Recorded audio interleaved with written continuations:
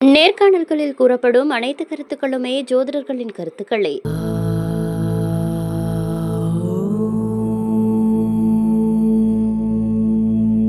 சிவாய நம. வணக்கம். நான் உங்கள் ஜோதிடர் கருப்பசாமி கேஜிஎஃப். ஆன்மீக உண்மைகள் சேனலை பார்த்துருக்கிற அனைவருக்கும் வணக்கம். 2025 இந்த மாதம் 7வது மாதம் 17ஆம் தேதி ஆடி மாதம் 1. இந்த ஆடி மாதம் எப்போ வரும்னு கேட்குறது நம்மெல்லாம் காத்துக்கிட்டு இருக்கக்கூடிய ஒரு நேரமும் இருக்குது. இந்த ஆடி மாதத்தில் மேஷம் முதல் மீன ராசி வரைக்கும் கிரகங்களுடைய சஞ்சாரம். ரிஷப ராசியில் சுக்கிர பகவான் தான் சொந்த வீட்டில் பலமாக இருக்கார். மிதுன ராசியில் குரு பகவான் புதன் பகவான் இருக்கார். கடக ராசியில் சூரிய பகவான் உச்சத்தில் இருக்கார். சிம்ம ராசியில் செவ்வாய் பகவானும் கேது பகவானும் இருக்கார். கும்பராசியில் ராகு பகவானும் சனி பகவானும் பலமாக இருக்காங்க. மீன ராசியில் சந்திர பகவான் இருக்காங்க. இதெல்லாம் ஒரு கிரகத்தில் ஒரு சஞ்சாரங்கள் பண்ணிக்கிட்டு இருந்தாலும் ஆடி மாதத்துக்கு அதிபதி சந்திரன். அம்பாள் நம்ம மனநிலையெல்லாம் மாற்றக்கூடிய அற்புதமான ஒரு மாதம் எதுனா ஆடி மாதம். ஆடி முடிஞ்சால் தான் சுபகாரியங்களே பண்ண முடியும்.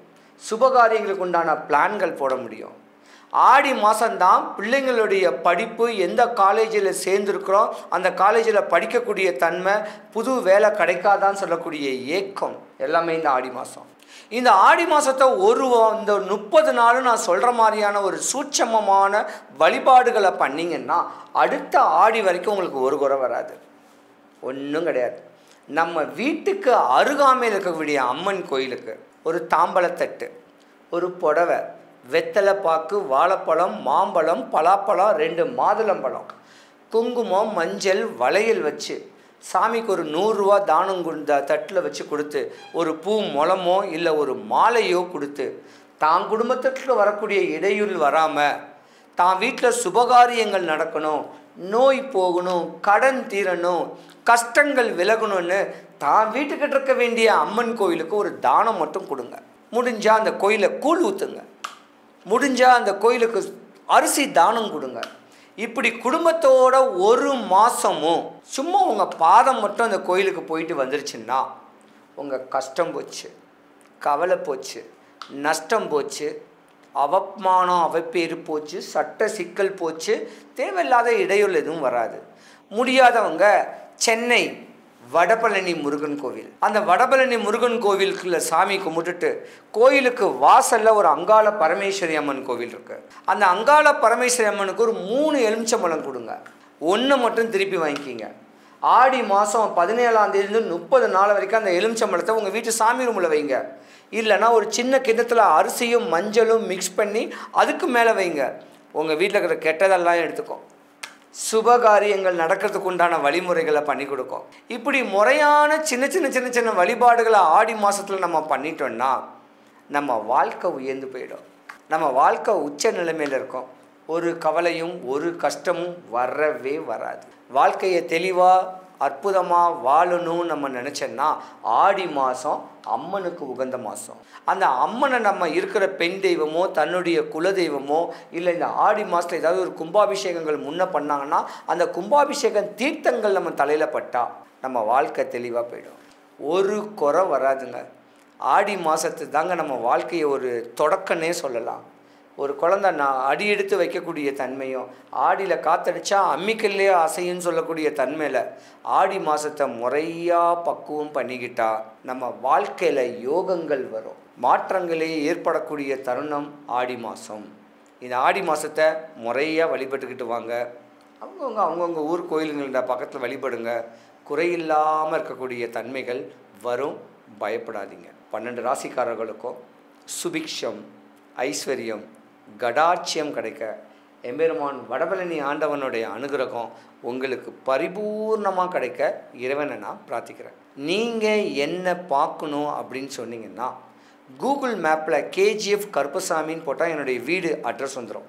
எந்த ஜோதிடரும் வீடு அட்ரஸ் கொடுக்க மாட்டாங்க, நான் கொடுப்பேன். என்னுடைய சொந்த வீடு, சொந்த கோவில் இருக்குது. ஃபோன் பண்ணிவிட்டு வாங்க. சிவாய நம.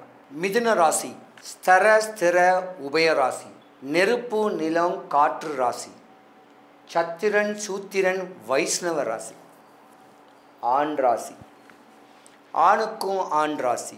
உங்கள் ராசிக்கு அதிபதி விஷ்ணு பெருமான்.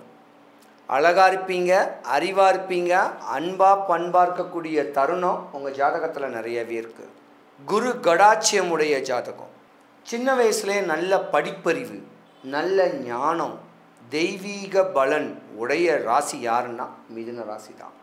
இந்த மிதுன ராசியோடைய ட்ரீமே ஐஏஎஸ்ஸு, ஐபிஎஸ்ஸு, போலீஸு, டாக்டர்ஸு, இப்படி படித்து கவர்மெண்ட் சம்மந்தப்பட்ட வேலையில் அமரணும்னு சொல்லக்கூடிய ஆசைகள் உடைய ராசி இந்த மிதுன ராசி. மிதுன ராசியை பொறுத்த வரைக்கும் ஆண் குழந்தைங்க செம்ம ப்ரில்லியண்ட்டாக இருப்பீங்க. படிப்பில் துடிப்பாக இருப்பீங்க, நடிப்பில் துடிப்பாக இருக்கக்கூடிய, ஏன்னா புதன் இல்லையா, புதன்னாவே நடிப்பு தானே, கலைத்துறை தானே. உங்களுக்கு ரெண்டு விஷயம், கலைத்துறை செட் ஆகும், காவல்துறை செட் ஆகும், அட்வொகேட் செட் ஆகும், இல்லைனா ஐஏஎஸ் ஐபிஎஸ் தான் செட் ஆகும். கையை கட்டி வேலை பார்க்கணும்னு சொல்லக்கூடிய ஆதங்கள்லாம் உங்களுக்கு ரொம்ப கம்மி. இருந்திருந்தாலும் மிதுன ராசியில் உள்ள ஆண்கள் தான் கொஞ்சம் கவனமாக இருக்கணும். 20 வயசு தாண்டிட்டிங்கன்னாவே மிதுன ராசியில் உள்ள அப்பாக்கும் பிள்ளைக்கும் ஆகாது. அப்பா தான் உங்களுக்கு பரம எதிரியாகவே இருப்பார். நிறையா பிரச்சனைகள்லாம் உங்களுக்கு வரக்கூடிய தருணமும் மிதுன ராசிக்கு தான். மிதுன ராசியை பொறுத்த வரைக்கும் குறிக்கோளோடு வாழக்கூடிய ஒரு ராசி நீங்கள் தான். ஆனால் 25 வயசுக்கு மேலே தாண்டினா தான் உங்கள் வாழ்க்கையே உச்ச நிலைமைக்கு வரும். ஆனால் அந்த 25 வயசு தேதிக்குள்ளே உங்கள் வாழ்க்கையே சின்ன பின்னமாக ஆகிறதுக்கு உண்டான ஒரு வாய்ப்பு இருக்குது.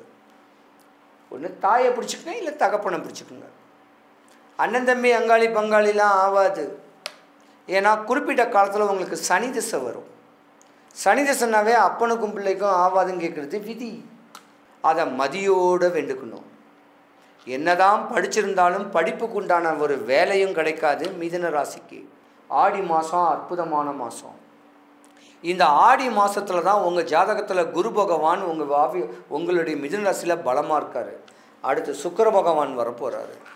சுக்கிர பகவான் வந்துட்டாருன்னா படிச்சுக்கிட்டு இருக்க வேண்டிய ஆணோ பெண்ணோ மிதுன ராசியில் உள்ளவங்களுக்கு காதல் கிதல் பண்ணிங்கன்னா அதில் ஒரு புள்ளி, ஒரு பிரச்சனை வரும். மிதுன ராசியில் கல்யாணங்க பண்ணியிருந்தீங்கன்னா கூட காலதாமதமாக தான் கல்யாணம் பண்ணணும். சிறு வயசில் கல்யாணம் பண்ணாலும் பிரிஞ்சு பிரிக்கக்கூடிய தருணமும் உண்டு. ஏன்னா சந்நியாச கோல ஜாதகம், சித்தர் ஜாதகம், சிஸ்டர் ஜாதகம், கன்னியாஸ்திரி ஜாதகம். பெண்கள் தான் கொஞ்சம் கவனமாகவும் இருக்கணும். பெண்கள் தான் ஏமாறுவீங்க.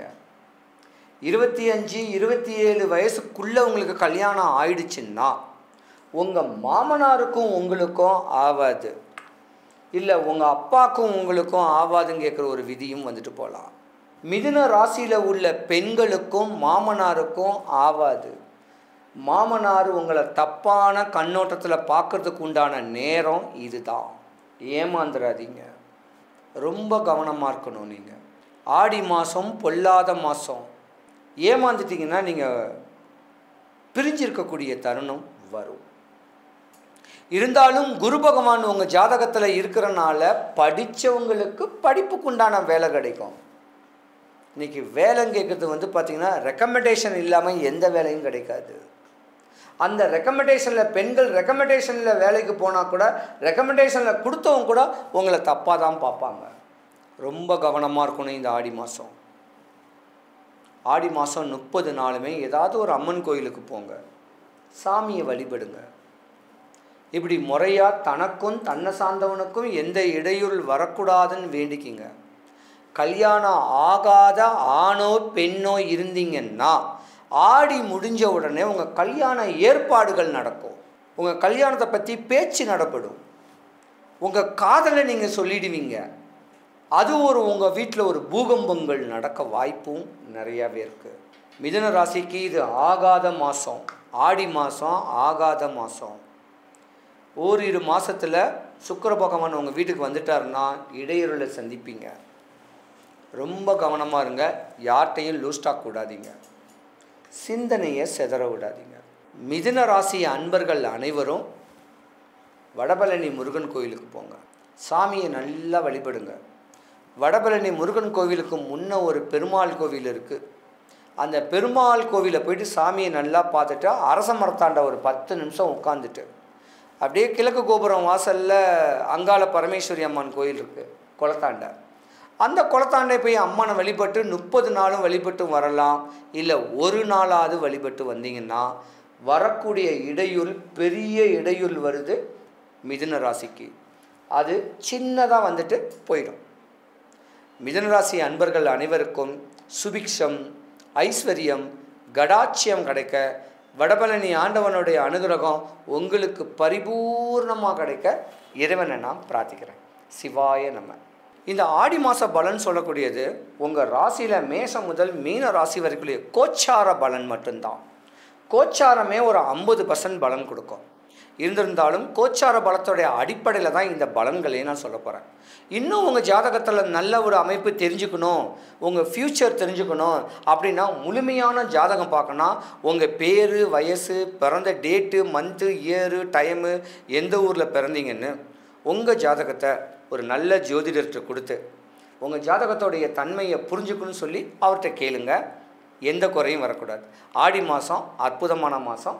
ஆடி மாதம் சந்திரனுக்கு உகந்த அம்பாளுடைய மாதம். எந்த குறையும் யாருக்கும் வரக்கூடாது. சிவாய நம.